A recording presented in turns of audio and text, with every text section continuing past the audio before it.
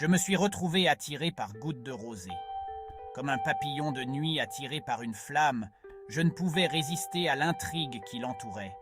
Sa beauté était indéniable, une fleur délicate s'épanouissant au cœur du sanctuaire de la Manche Rouge. Mais c'était bien plus que son apparence. Un mystère s'accrochait à elle, un voile de secret que j'étais déterminé à percer. J'avais entendu des murmures sur son passé, sur la tragédie qui l'avait conduite à Chang'an. Chaque histoire nimbée de spéculation et de peur ne faisait qu'alimenter ma curiosité. Je l'observais de loin, scrutant ses interactions avec grand-mère et Xiao Cao, essayant de déchiffrer le langage de leurs regards et de leurs gestes. Goutte de rosée, de son côté, semblait inconsciente de l'attention de Ning Ke. Elle évoluait dans la cour avec une grâce tranquille, sa présence à la fois éthérée et envoûtante. Ses yeux, lorsqu'ils croisaient ceux de Ning Ke, étaient empreints d'une tristesse profonde qui le captivait et le troublait à la fois. Ning Ke savait que s'approcher de Goutte de rosée était un jeu dangereux. Mais l'attrait de l'inconnu, la promesse de percer ses secrets, se révélait trop fort pour qu'il y résiste. La dynamique au sein du sanctuaire de la Manche Rouge était complexe, une danse délicate de pouvoir et de soumission. Grand-mère dirigeait d'une main de fer, son autorité incontestée. Pourtant, sous son extérieur sévère, Ning Ke percevait une lueur de vulnérabilité lorsqu'il s'agissait de Goutte de rosée.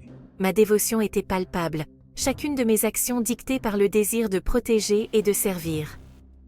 Mais même dans ma loyauté, Ning Ke détectait une pointe de ressentiment, une frustration latente qui parlait de vérités indicibles.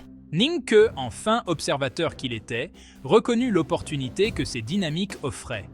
Il comprenait l'importance du respect et de la hiérarchie, en particulier entre les murs du sanctuaire.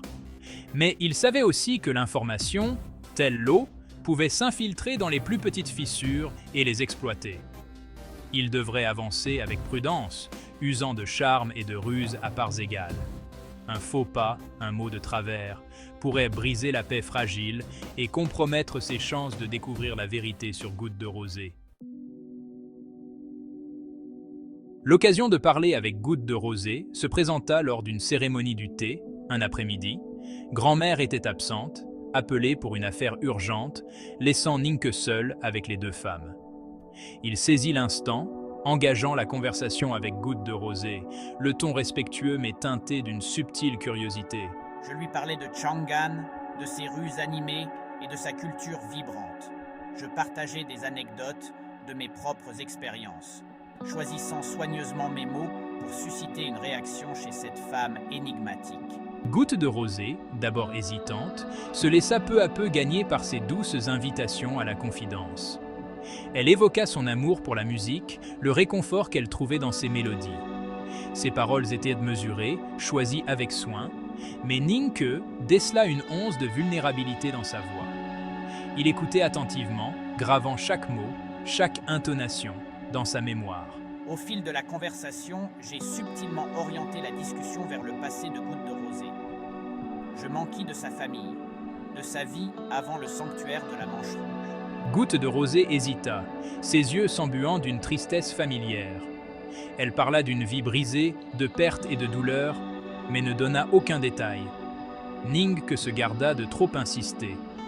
Il avait planté une graine, une étincelle de curiosité qu'il espérait voir s'épanouir avec le temps. Pour l'instant, il se contentait d'avoir percé ses défenses, d'avoir établi un lien fragile. Plus tard dans la soirée, Ning Ke se retrouva attiré par le réconfort familier de la présence de Sang Sang.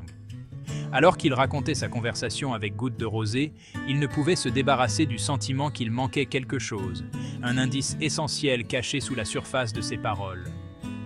Sang Sang, toujours perspicace, écoutait patiemment.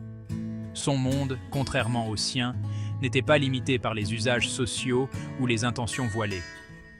Ses points de vue, souvent directs et sans détour, offraient une perspective rafraîchissante. Jeune maître, vous voyez le monde à travers le prisme de vos propres expériences.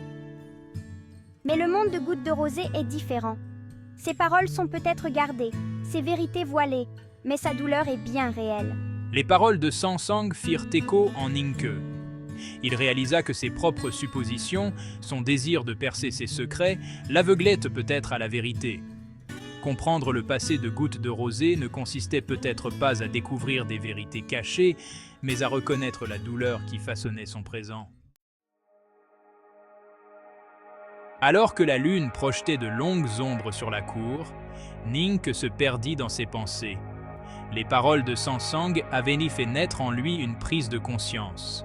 Sa quête du passé de Goutte de Rosée était peut-être davantage motivée par sa propre curiosité que par un réel désir de l'aider. J'étais tellement concentré à percer le mystère qui l'entourait que j'avais oublié de voir la femme derrière le voile des secrets.